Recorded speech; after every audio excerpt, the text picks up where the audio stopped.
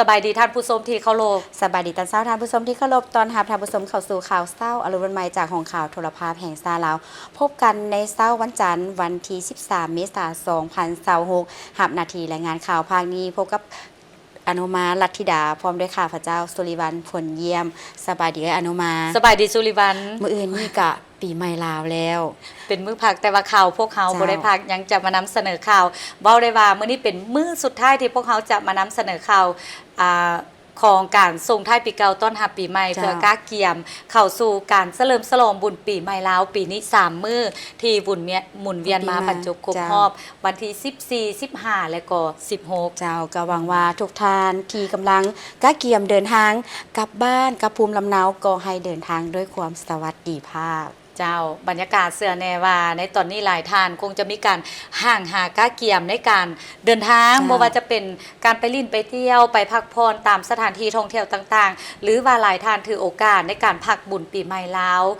ในระยะ3หรือว่า4มื้อพักยาวพอสมควรนี่อาจจะเดินทางกลับสู่บ้านเกิดเมืองนอนหรือว่าภูมิลำเนาไปฉลองปีใหม่กับครอบครัวถือโอกาสไปสมมาคารวะพ่อแม่ผู้เฒ่าผู้แก่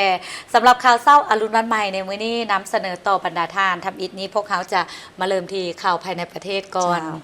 มาเบิ่งสหายเลขาธิการใหญ่ประธานประเทศทองลุ้นศรีสุริตต้อนรับการเข้าเยี่ยมคำนับของสหายเจินเกิมตูกรรมการกรมการเมืองผู้ประจำการคณะเลขาธิการศูนย์กลางภาคคอมมิวนิสต์เวียดนามในตอนบ่ายของวันที่9เมษายน2026ที่สำนักงานห้องว่าการศูนย์กลางภาคสหายทองลุ้นศรีสุริตเลขาธิการใหญ่คณะบริหารงานศูนย์กลางภาคประธานประเทศแห่งสาธารณรัฐประชาธิปไตยประชาชนลาวได้ต้อนรับการเข้าเยี่ยมคำนับของสหายเจินเกิมตูกรรมการกรมการเมืองศูนย์กลางภาคผู้ประจำการคณะบริหารงานศูนย์กลางภาคคอมมิวนิสต์เวียดนามพร้อมด้วยคณะผู้แทนขั้นสูงของภาครัฐสาธารณรัฐสังคมนิยมเวียดนามในโอกาสเดินทางมาเยี่ยมยามสาธารณรัฐประชาธิปไตยประชาชนลาวอย่างเป็นทางการสหายเลขาธิการใหญ่ประธานประเทศทองลุ้นศรีสุริตได้แสดงความปิติยินดีเป็นอย่างยิ่งที่ได้ต้อนรับสหายเจินเกิมตูผู้พร้อมด้วยคณะที่เป็นเพื่อนมิตรสนิทสนมของภาครัฐและประชาชนลาวซึ่งได้ดำเนินในบรรยากาศที่สองภาคหาก่อสำเร็จของประชุมใหญ่ผู้แทนทั่วประเทศของแต่ละภาคสำเร็จการเลือกตั้งผู้แทนสภาแห่งชาติสภาประชาชนขันแขวงพิเศษในบรรยากาศที่ประชาชนลาวบรรดาเผ่าเกี่ยมต้อนรับปีใหม่สมเสยและตีราคาสูงที่สหายเจินเกิมตูที่ได้รับเลือกตั้งให้สืบต่อดำรงตำแหน่งเป็นผู้ประจำการคณะเลขาธิการศูนย์กลางภาคคอมมิวนิสต์เวียดนามซึ่งเป็นการแสดงให้เห็นถึงความไว้เนื้อเชื่อใจของภาครัฐและประชาชนเวียดนามที่มีต่อผลงานการประกอบส่วนของสหายเจินเกิมตูในตลอดระยะผ่านมาและเชื่อมั่นว่าด้วยความรู้ความสามารถของสหายเจินเกิมตูร่วมกับบรรดาสหายการนำภาครัฐเวียดนามจะสืบต่อนำพาประเทศเจริญก้าวหน้าอย่างบ่หยุดยั้งตีราคาสูงที่สหายเจินเกิมตูได้เลือกมาเยี่ยมยามสาธารณรัฐประชาธิปไตยประชาชนลาวเป็นประเทศทำอิฐในการเคลื่อนไหวต่างประเทศในตำแหน่งผู้ประจำการคณะเลขาธิการศูนย์กลางภาคเป็นการแสดงให้เห็นถึงการถือสำคัญของภาครัฐเวียดนามที่มีต่อสายพัวพันมิตรภาพอันยิ่งใหญ่ความสามัคคีพิเศษการร่วมมือรอบด้านการหุ้นส่วนยุทธศาสตร์แล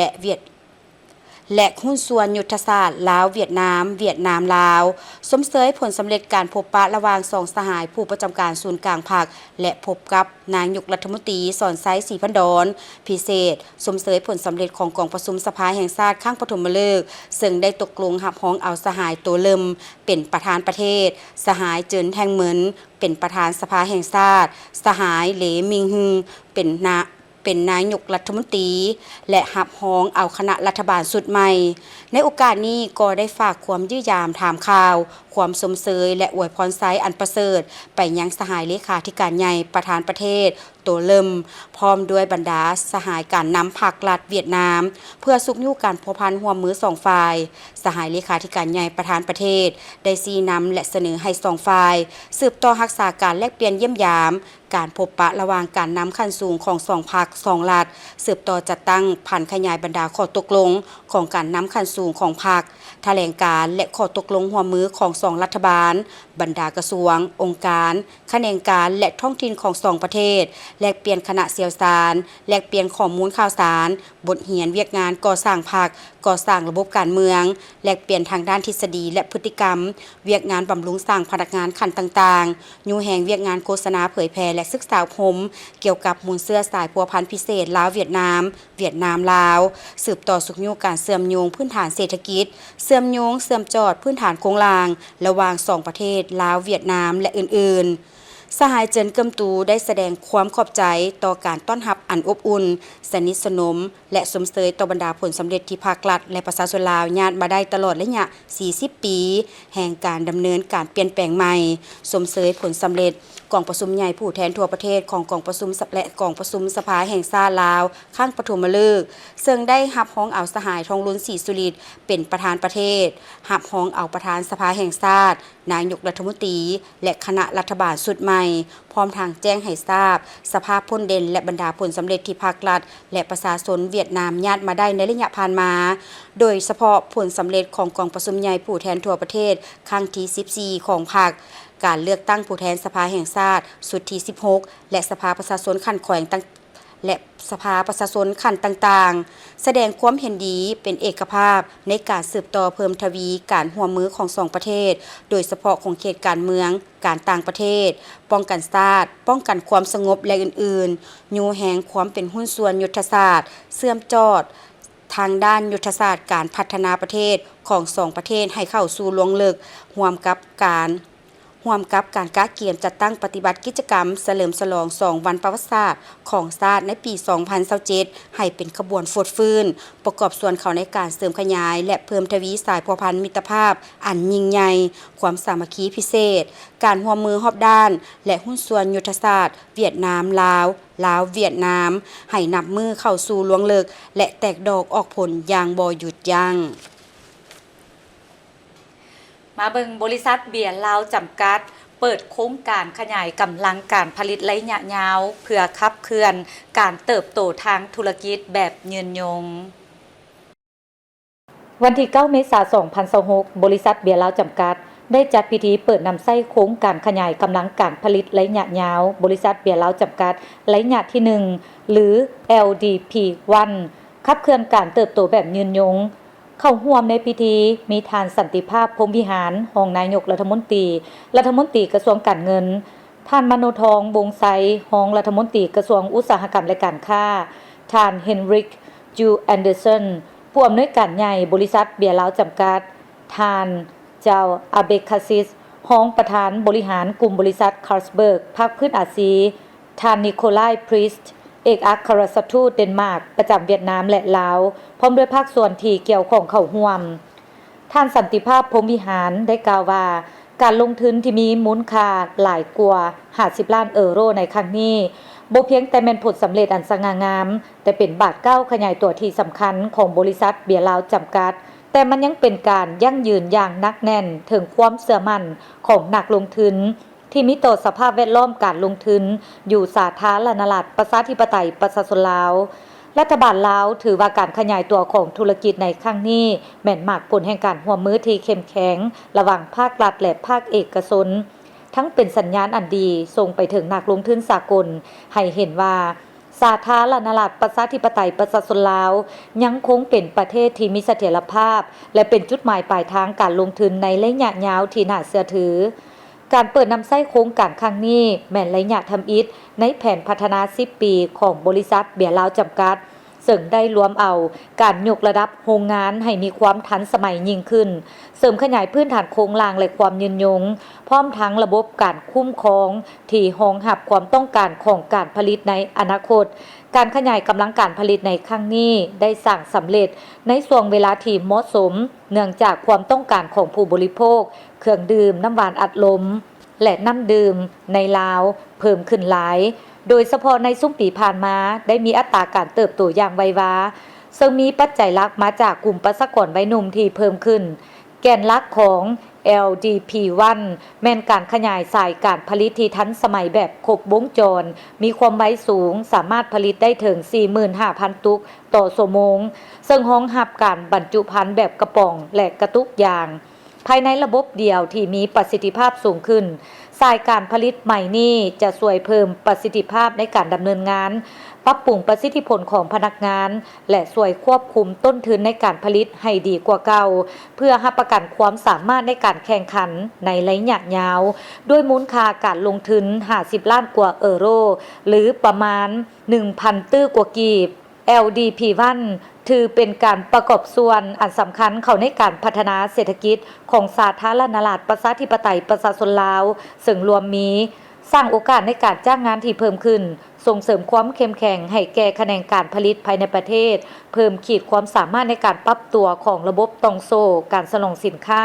และเพิ่มการมอบพันธภาษีอากรระยะยาวให้แก่รัฐบาล The wastewater treatment plant โครงการนี้บ่เพียงแต่เป็นการผลิตที่ได้หลายขึ้นเท่านั้นเป็นการยั่งยืนถึงบทบาทของบริษัทในการสร้างความสามารถในการปรับตัวด้านเศรษฐกิจและยกระดับความสามารถทางด้านอุตสาหกรรมของสาธารณรัฐประชาธิปไตยประชาชนลาวซึ่งสอดคล้องกับแผนพัฒนาเศรษฐกิจแห่งชาติของภาคและรัฐบาลได้วางออกอยู่ในโลกของพวกเขาที่ระบบตองโซ่การสนองสินค้ามีความอ่อนไหวและต้นทุนที่มีการเปลี่ยนแปลงจนคาดคะเนได้ยากประเทศที่จะก้าวขึ้นมาเป็นผู้ชนะแม่นประเทศที่สามารถสร้างฐานการผลิตภายในที่มีประสิทธิภาพสูงสุด LDP1 คือความมุ่งมั่นของพวกเขาที่มีต่ออนาคตเพื่อสร้างพื้นฐานโครงหลังด้านอุตสาหกรรมของลาวให้มีความเข้มแข็งยกระดับขีดความสามารถด้านการผลิตภายในและเห็นให้การเติบโตที่บ่ต้องขึ้นกับความเปลี่ยนแปลงจากปัจจัยภายนอกสาธารณรัฐประชาธิปไตยประชาชนลาวพร้อมก้าวเข้าสู่ระยะใหม่ของการเติบโตพวกเขาเห็นว่าความต้องการของตลาดมีการขยายตัวอย่างว่องไวในแบบที่บ่เคยมีมาก่อนซึ่งมีปัจจัยหลักมาจากกลุ่มประชากรวัยหนุ่มที่มีสีสันและพฤติกรรมการบริโภคที่มีการเปลี่ยนแปลงสำหรับพวกเขาแล้วการลอดท่าบ่แม่นทางเลือกถ้าหากว่าเชื่อมั่นในท่าแฮงของตลาดก็ต้องกล้าที่จะลงทุนเพื่อรองรับการเติบโตที่จะมาถึงbut also for our soft drinks with Pepsi, our drinking water, Tigerhead. โครงการนี้สะท้อนให้เห็นถึงความมุ่งมั่นของบริษัทเปียลาวจำกัดต่อกับการเติบโตของธุรกิจอย่างมีความรับผิดชอบและสอดคล้องกับบุริมสิทธิ์การพัฒนาของชาตินอกจากนี้บริษัทเบียร์ลาวจำกัดยังได้รับการยั่งยืนมาตรฐานระดับสากลในหลายด้านเป็นต้นแมน ISO 9001-2015 มาตรฐานสากลด้านคุณภาพสินค้า ISO 22000-2018 มาตรฐานสากลด้านความปลอดภัยของอาหาร ISO 14001-2015 มาตรฐานสากลด้านการคุ้มครองสิ่งแวดล้อมและ ISO 45001-2018 มาตรฐานสากลด้านการคุ้มครองความปลอดภัยของสถานที่เฮ็ดเวียกทั้งหมดนี้แม่นเพื่อรับประกันในการผลิตสินค้าที่มีคุณภาพที่ดีเลิศได้อย่างสม่ำเสมอพร้อมกันนั้นบริษัทเบียร์ลาวจำกัดยังเป็นบริษัททำอีที่ได้รับและนำใช้ระบบบาร์โค้ดลาวภายใต้ระบบ GZ1 เพื่อยกสูงความสามารถในการตรวจสอบแหล่งที่มาของสินค้าความโปร่งใสของระบบตองโซ่การสนองสินค้าและความพร้อมในการส่งออกเพื่อให้สอดคล้องกับมาตรฐานการผลิตและการค้าของโลก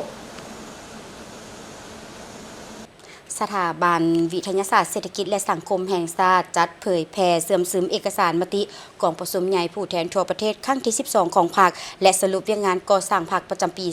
2025 และทิศทางการปี 2026 จัดขึ้นในวันที่ 10 เมษายน 2026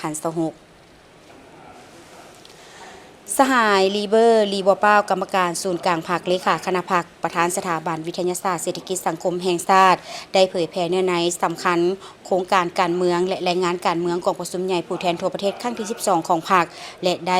เรียกร้องให้บรรดาสหายคณะพรรคสมาชิกพรรคและสมาชิกพรรคจงได้พร้อมกันยกสูงความรับผิดชอบการเมืองเอาใจใส่คนขั้วเสื่อมซึมและจัดตั้งพันขยายมติกองประชุมใหญ่สมาชิก ทั่วประเทศครั้งที่ 12 ของพรรคประชาชนปฏิวัติลาวเข้าสู่เวียกงานตัวจริงให้เป็นรูปธรรมพร้อมกันยุแหงการผันขยายและจัดตั้งปฏิบัติตัวจริงให้กลายเป็นขบวนการอันกว้างขวางของมหาชนของทั่วสังคมเพื่อนำเอาผลประโยชน์ตัวจริงมาให้ประเทศชาติและประชาชนก็คือเหตุให้การนำพาปกปักรักษาและพัฒนาประเทศชาติไปถูกต้องตามทิศที่ได้กำหนดไว้อย่างหนักแน่นโดยได้เน้นบางปัญหาสำคัญที่เป็นเวียกงานจุดสุมในต่อหน้าเป็นต้นแมนสวมใส่เวียกงานศึกษาโครงการเมืองนำพาแนวคิดให้ทันแถวสมาชิกพรรคพนักงานอยู่ในความรับผิดชอบของตนทั้งอยู่ส่วนกลางและท้องถิ่นให้เสื่อมซึมกำแน่นแนวทางนโยบายมติต่างๆของพรรคอย่างลึกซึ้งเอาใจใส่เวียกงานก่อสร้างพรรคให้มีความเข้มแข็งโดยสวมใส่การสร้างหน่วยพรรคปลอดภัยเข้มแข็งนักแน่นบนพื้นฐานการสร้างพรรคใน4ด้านให้มีคุณภาพสูงขึ้นตามลำดับสืบต่อเวียกงานการก่อสร้างรากฐานการเมืองตามทิศ3สร้างเพิ่มทวีการพัวพันร่วมมือกับต่างประเทศโดยเฉพาะแม่นบรรดาประเทศเพื่อนมิตรยุทธศาสตร์คือสาธารณรัฐสังคมนิยมเวียดนามสาธารณรัฐประชาชนจีนให้ก้าวสู่ล่วงเลิกพร้อมนั้นยังได้รับฟังการเผยแพร่มติกองประชุมใหญ่สมาชิกพรรคครั้งที่2ขององค์คณะพรรคแผนพัฒนา5ปีครั้งที่2ของสถาบันวิทยาศาสตร์เศรษฐกิจและสังคมแห่งชาติผ่านบทสรุปตีราคาการจัดตั้งปฏิบัติแผนก่อสร้างพรรคประจำปี 2025และทิศทางปี 2026ของคณะพรรคและผ่านมติตกลงหับหองหน่วยพรรคปลอดภัยเข้มแข็งนักแน่นประจำปี 2025มอบใบยั่งยืนหน่วยพรรคปลอดภัยเข้มแข็งนักแน่นประจำปี 2025ให้แก่11หน่วยพรรคและเปิดขบวนการหน่วยพรรคปลอดภัยเข้มแข็งนักแน่นประจำปี 2026เติมอีกมาเบิงพิธีเปิดบริษัทต้าฟูการค้าสากลจำกัดผู้เดียวอย่างเป็นทางการซึ่งเป็นตัวแทนห่วยพัฒนาผ่านช่องทางแอปพลิเคชันมือถือที่มีชื่อว่า TFL Plus ให้เกียรติเข้าร่วมเปิดโตโดยมีทานบุญทวิไลรองหัวหน้าองค์การอัยการประชาชนสูงสุดทานพุทธศักดิ์อินทจักรรองผู้อำนวยการบริษัทหลัดวิสาหกิจห่วยพัฒนาทานสิทธิประสงค์ลูภาไซผู้อำนวยการบริษัทต้าฟูการค้าสากลจำกัดผู้เดียวมีผู้ต่างหน้าแขนงการที่เกี่ยวข้องพนักงานของบริษัทและแขกถึกเชิญเข้าร่วมโครงการนี้ดำเนินภายใต้บริษัทต้าฟูการค้าสากลจำกัดผู้เดียวซึ่งมีความมั่นคงด้วยทุนจดทะเบียนสูงถึง20ตื้อกีบหวนขึ้นกลับไปแต่ต้นปี 2025ผู้อำนวยการบริษัทได้เล็งเห็นความสำคัญในการยกระดับระบบการจำหน่ายจึงได้ประสานกับภาคส่วนที่เกี่ยวข้องเพื่อศึกษาและเรียนรู้ระบบการเฮ็ดเวียกจากห่วยพัฒนาอย่างใกล้ชิดจนมาฮอดวันที่14กุมภาพันธ์2025ที่ผ่านมาบริษัทได้รับความไว้วางใจและได้รับอนุญาตให้จำหน่ายห่วยพัฒนาอย่างเป็นทางการนำไปสู่การเปิดนวัตกรรมที่สมบูรณ์แบบที่สุดและได้รับร้องจากภาคส่วนที่เกี่ยวข้องเฮ็ดให้ต้าฟู่ลาวพลัสกลายเป็นแพลตฟอร์มที่มุ่งเน้นความโปร่งใสกว่าสอบได้และการดำเนินธุรกิจภายใต้ระเบียบกฎหมายของสาธารณรัฐประชาธิปไตยประชาชนลาวอย่างถูกต้องเพื่อผลประโยชน์สูงสุดของผู้ใช้บริการนอกจากความมั่นคงแล้วนวัตกรรมยังเป็นสิ่งที่ให้ความสำคัญการเปิดโตฟีเจอร์เด่นของแอปพลิเคชันบ่ว่าจะเป็นระบบการเลือกซื้อตัวเลขที่เฮ็ดได้อย่างง่ายดายเพียงปลายนิ้วและระบบประมวลผลรางวัลที่ไว้ทันใจและระบบที่มั่นคงปลอดภัย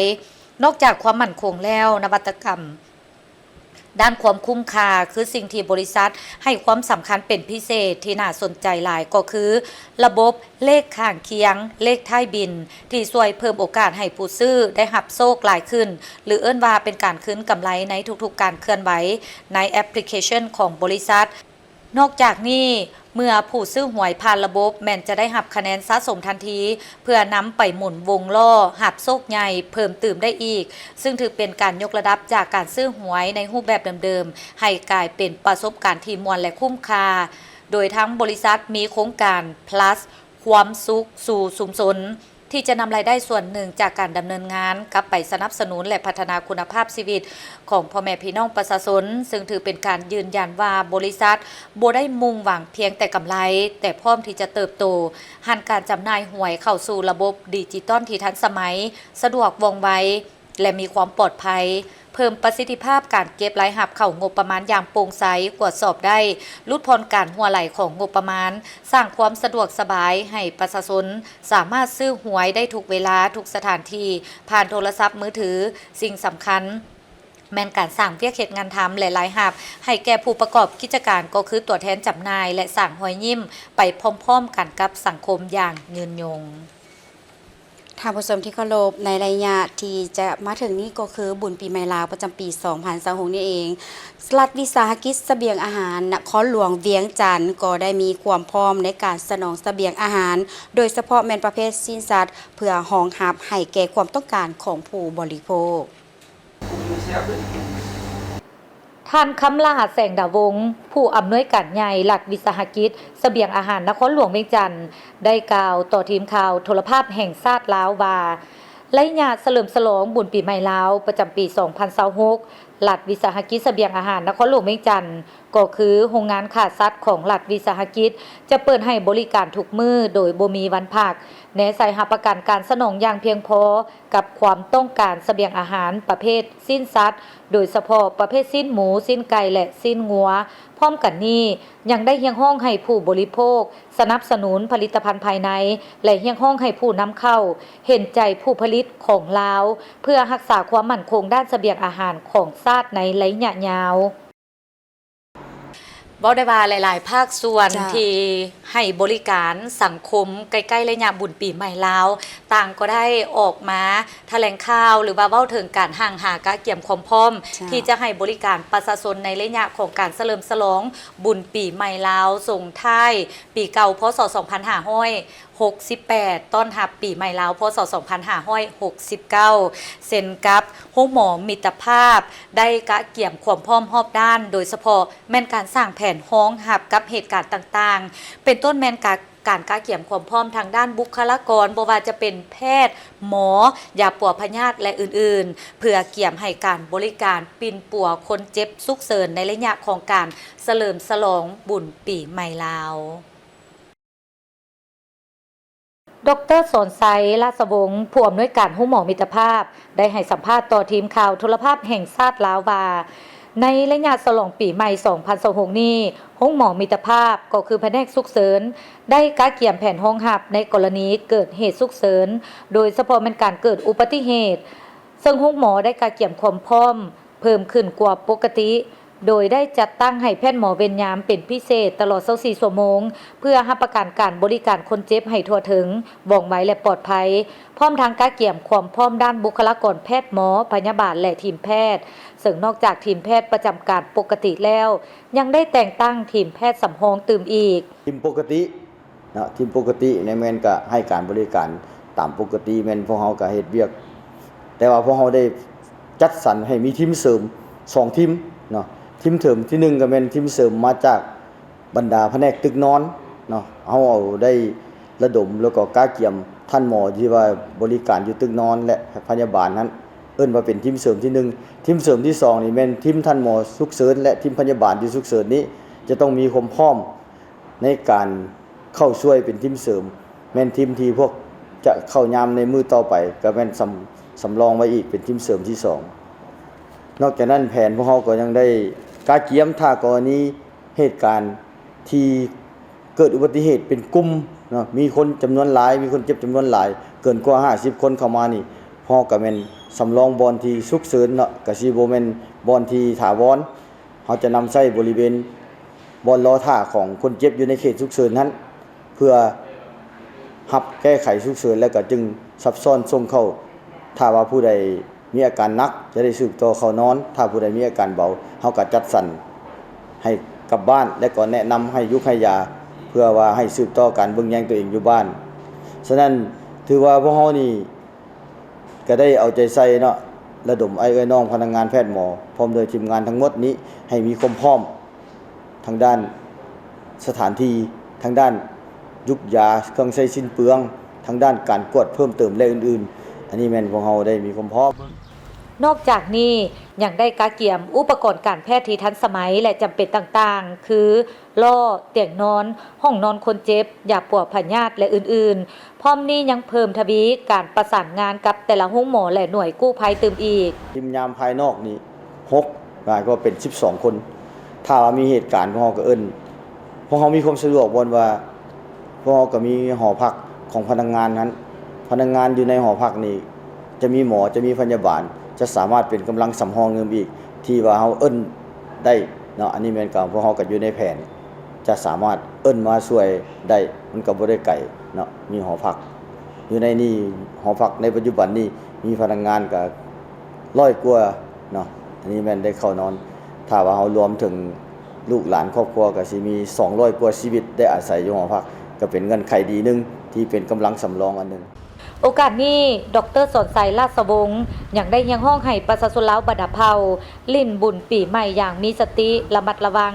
การสัญจรไปมาต้องปฏิบัติตามกฎระเบียบจราจรอย่างเข้มงวดแนะไซหลีกเลี่ยงการเจ็บเป็นที่เกิดจากอุบัติเหตุตามท้องถนนที่ก่อให้เกิดการสูญเสีย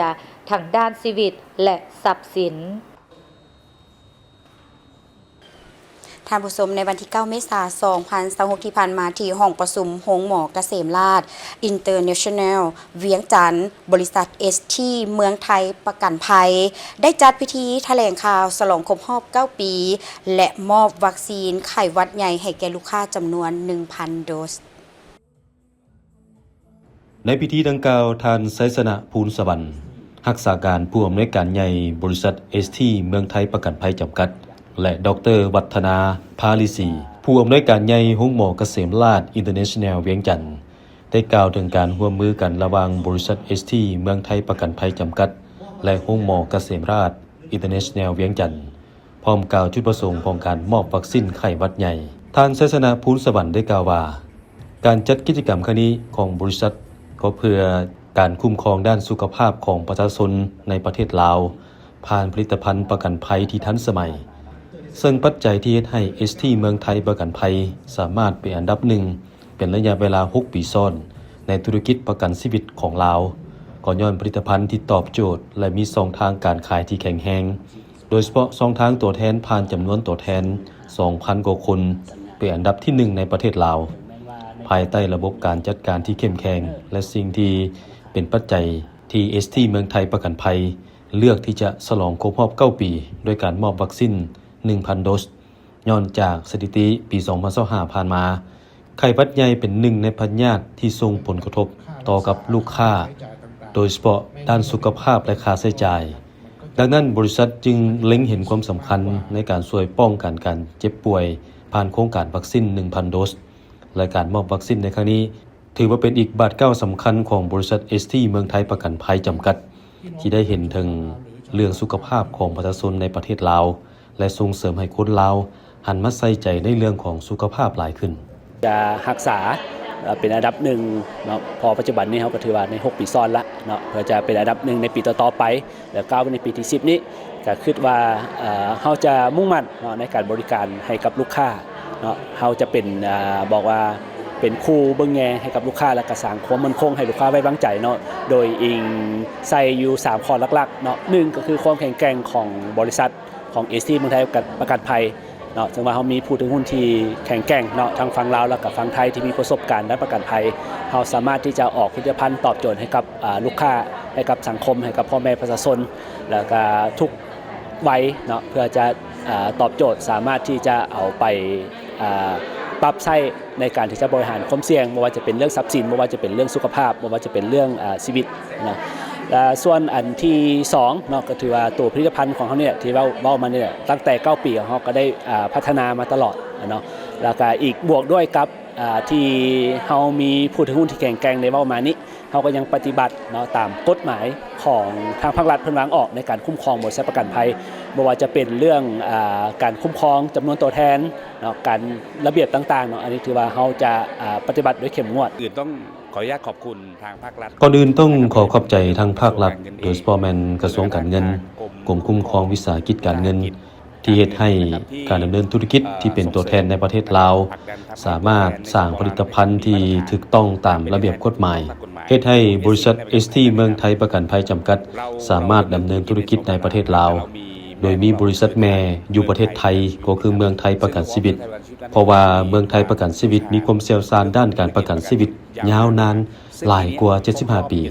ฉะนั้นทางบริษัทได้เอาประสบการณ์มาพัฒนาอยู่ประเทศลาวและมีตัวแทนประกันชีวิต 3,000 กว่าคนจึงเฮ็ดให้บริษัท ST เมืองไทยประกันภัยจำกัดเป็นเบอร์หนึ่งในสปป.ลาว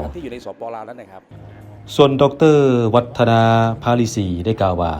การร่วมมือในครั้งนี้เป็นกิจกรรมที่ดีและยังช่วยลดความเสี่ยงหรือความรุนแรงในการเจ็บป่วยพร้อมทั้งช่วยประหยัดค่าใช้จ่ายและเวลาในการรักษาอีกด้วยซึ่งจุดเด่นของการประกันสุขภาพของ ST เมืองไทยประกันภัยแม่นประกันสุขภาพแบบเหมาจ่ายเมื่อลูกค้าไปใช้สิทธิ์ในห้องหมอสามารถหายห่วงในการที่จะมีส่วนต่างที่เฮ็ดให้ลูกค้าอาจบ่สามารถจ่ายได้พร้อมทั้งสามารถเข้าไปใช้สิทธิ์กับห้องหมอชั้นนำในประเทศลาวและมีห้องหมอที่เป็นเครือข่ายหลายกว่า300ห้องหมอในประเทศไทยเขาจะไปที่ทางท้องถิ่นได้มีพิธีประกาศแต่งตั้งประธานรองประธานและคณะกรรมการปกสแขวงเซกองโดยการเป็นประธานของสหายพลโทวันทองกองมณีคณะเลขาธิการศูนย์กลางพรรคกรรมการคณะกรรมการป้องกันชาติป้องกันความสงบศูนย์กลางรัฐมนตรีกระทรวงป้องกันความสงบพร้อมภาคส่วนเกี่ยวข้องจากศูนย์กลางและแขวงเข้าร่วมในพิธีสหายพลจัตวาจิตถนอมบุญเลิศรองหัวหน้าห้องการคณะกรรมการป้องกันชาติป้องกันความสงบศูนย์กลางได้ขึ้นผ่านมติตกลงของคณะเลขาธิการศูนย์กลางพรรคฉบับเลขที่ 08/คลสพ ลงวันที่ 11 กุมภาพันธ์ 2026 ว่าด้วยการแต่งตั้งประธานรองประธานผู้ประจำการและกรรมการคณะกรรมการป้องกันชาติป้องกันความสงบแขวงเซกองในนี้แต่งตั้งสหายบุญหลายบุตธิเป็นประธานสหายขันติศรีละวงศาเป็นรองประธานสหายพลจัตวาทองศรีกุลชนะเป็นรองประธานทั้งเป็นผู้ประจำการสหายพลจัตวาคำบานพรหมณีวงศ์เป็นรองประธานสหายศรีสุพรรณมหาวงศ์สหายบุญทวีนครศิษย์สหายนางเพชรดาวรวาสงา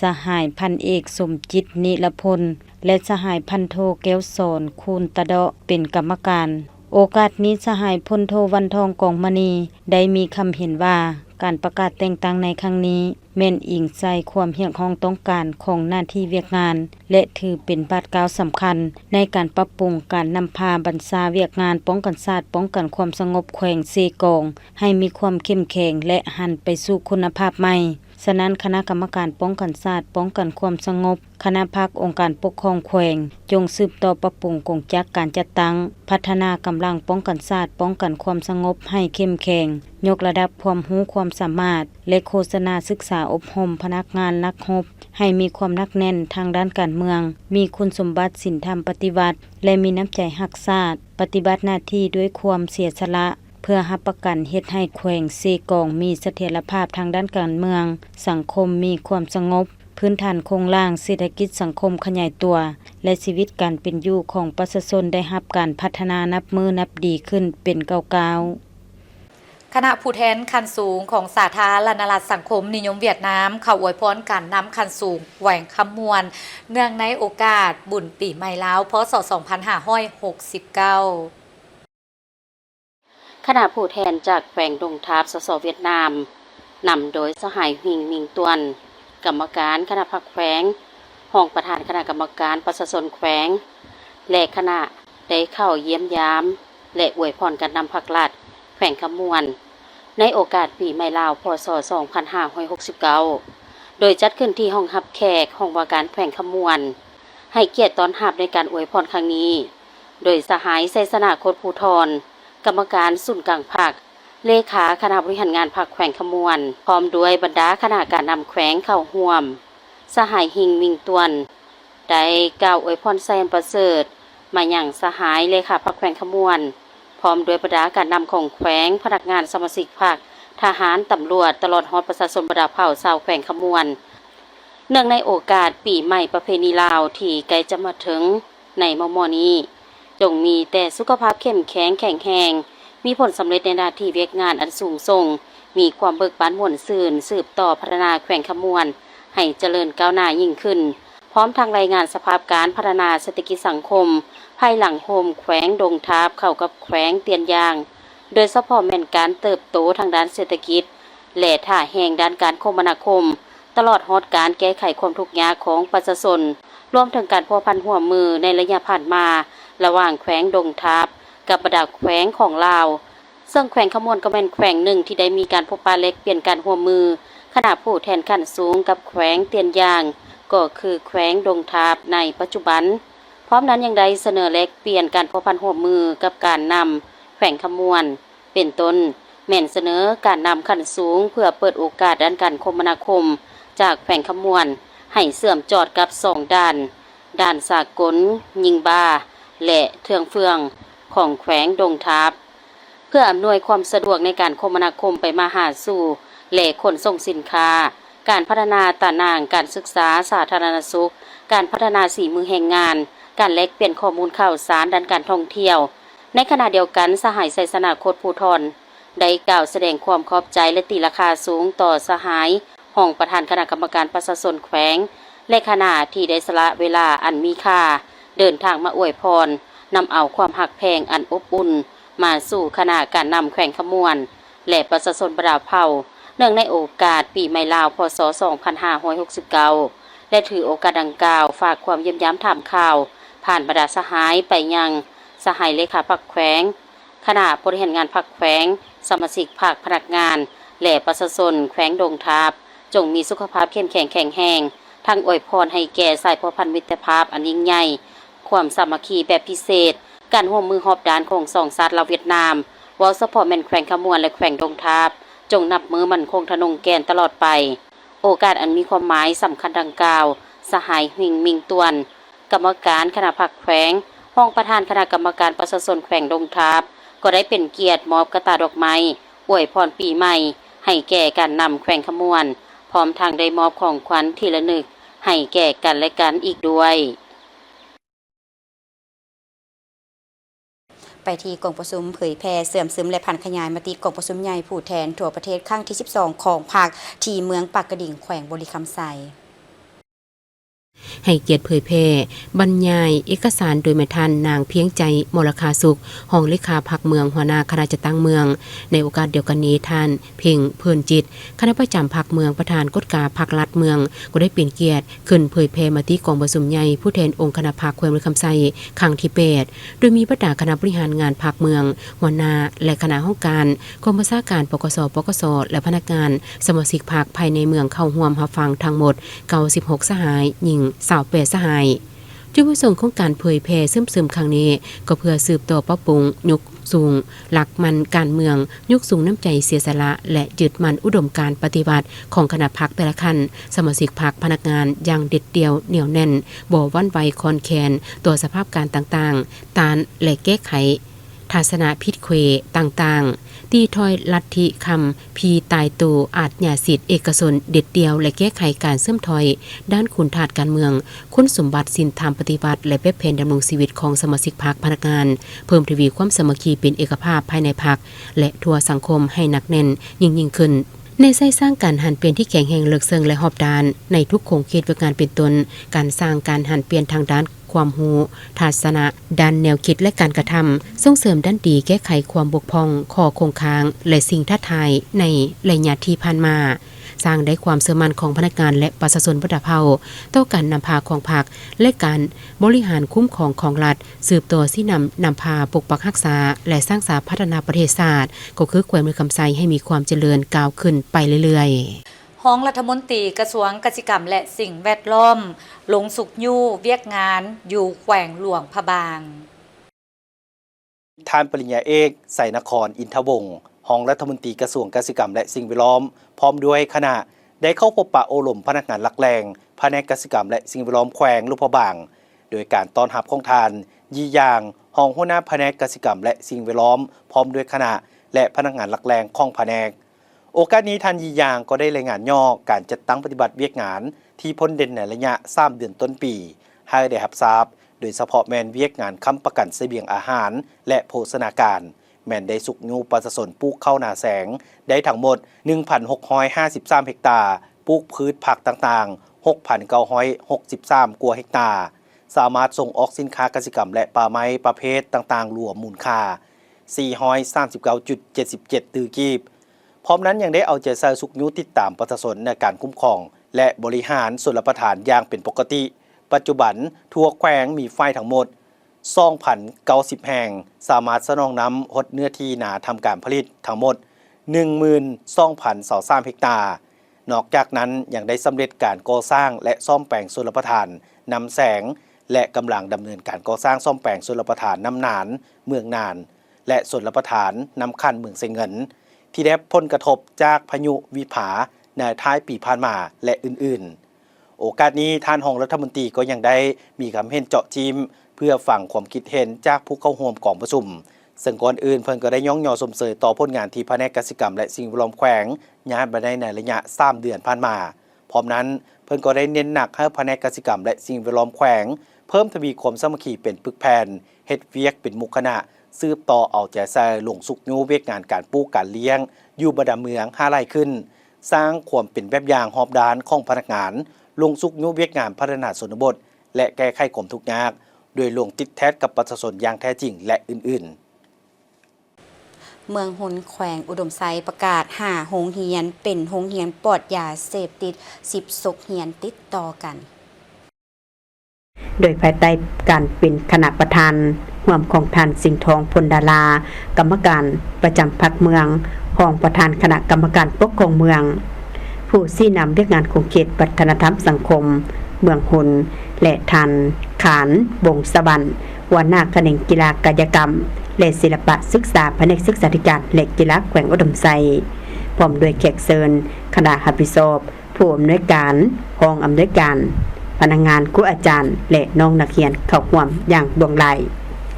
ท่านมณิจันทร์คุณสงวนอำนวยการโรงเรียนมสเมืองหุนในต่างหน้าทั้ง5โรงเรียนคือโรงเรียนมัธยมสมบูรณ์เมืองหุนโรงเรียนม.ต้นพระสงฆ์โรงเรียนม.ต้นบางลำโรงเรียนม.ต้นน้ำพวนโรงเรียนม.ต้นพลไซขึ้นผ่านบทสรุปโรงเรียนปลอดยาเสพติด10 โรงเรียนติดต่อกันอิงตามข้อตกลงว่าด้วยการสร้างกลุ่มกองการศึกษาและกีฬาปลอดยาเสพติดฉบับเลขที่3536/สสกและแผนพัฒนาการศึกษาและกีฬาของแผนกศึกษาธิการและกีฬาขององค์การศึกษาธิการและกีฬาเมืองหุนบางออกโดยปฏิบัติตาม3ข้อแข่งขันคือสอนดีเรียนเก่งการปรากฏการยอดทอและการสร้างสภาพแวดล้อมที่ดีทั้งเป็นการปฏิบัติตามข้อกำหนด10 บเกี่ยวกับปัญหาของยาเสพติดคือบ่เสพบ่ขายบ่ซื้อบ่ส่งต่อบ่จำหน่ายบ่ทดลองบ่สุกเสืองบ่ผลิตบ่ให้การร่วมมือและบ่เป็นจุดแวะพักเซาของยาเสพติดที่กระทรวงศึกษาธิการและกีฬาบางออกตลอดระยะ5 ปีผ่านมาโรงเรียนได้จัดตั้งปฏิบัติหน้าที่เรียกงานพัฒนาโรงเรียนอย่างรอบด้านเบ้ารวมว่าเฉพาะแม่นการปรับปรุงโรงเรียนให้เป็นระเบียบเพียบพร้อยเข้มงวดพร้อมกันสกัดกันต้านปัญหายาเสพติดและต้านปรากฏการณ์ยอดท่อต่างๆบ่ให้เกิดขึ้นในโรงเรียนมาถึงปัจจุบัน5โรงเรียนดังกล่าวได้กลายเป็นโรงเรียนปลอดยาเสพติดได้ในช่วงระยะ10 ปีติดต่อกันตลอดมาจากนั้นในปีที่ก็ได้มอบใบยั่งยืนให้โรงเรียนปลอดยาเสพติด10 โรงเรียนติดต่อกันจากนั้นในพิธีก็ได้มอบใบยั่งยืนให้โรงเรียนปลอดยาเสพติด10 โรงเรียนติดต่อกันศกปี2025-2026 5โรงเรียนคือโรงเรียนมัธยมสมบูรณ์เมืองหุนโรงเรียนม.ต้นพระสงฆ์โรงเรียนม.ต้นบางลำโรงเรียนม.ต้นน้ำพวนโรงเรียนม.ต้นพลไซและมอบใบย่องยอรัฐมนตรีกระทรวงศึกษาธิการและกีฬาให้แก่กลุ่มกองและบุคคลที่มีผลงานดีเด่น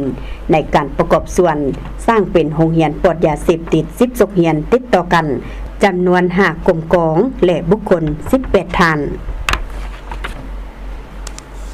ท่านผู้ชมทั้งหมดนั้นคือข่าวเศร้าอรุณวันใหม่ที่นำเสนอต่อบรรดาทานขอบใจทุกท่านที่ให้เกียรติติดตามรับชมมฮตอนนี้โฆษกทั้งสองพร้อมทีมข่าวลาท่านผู้ชมไปด้วยเวลาเพียงเท่านี้สบายดี